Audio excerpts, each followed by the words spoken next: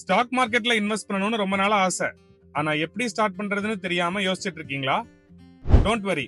Monthly 500 rupees invest பண்ற மாதிரி ஒரு மியூச்சுவல் ஃபண்ட் எஸ்ஐபியை ஸ்டார்ட் பண்ணுங்க. என்ன ஏதுன்னு தெரியாம எப்படி இன்வெஸ்ட் பண்றது? சரியா இருக்குமான்னு தானே கேக்குறீங்க? என்னன்னு தெரியாம இன்வெஸ்ட் பண்றது 100% தப்பு தான்.